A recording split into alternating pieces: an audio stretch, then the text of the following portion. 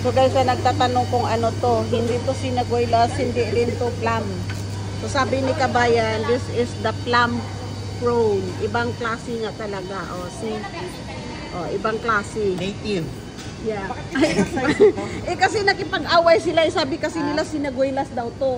Hindi, native kasi siya. Kasi So native siya, Kabayan. Oh, ikaw, tulungan mo ako mag-explain, Kabayan. Ano nga to? Pinag-awayan namin to eh. Ito siya, plum. So ito siya plum. Oh, ito talaga siya, literal na prune. So sabi nila, sinaguylas nga daw to sa atin. Hindi to, iba yun. Plum Research pa prune. nila. So plum prune. Oh, so yun guys, ito nga plum prune.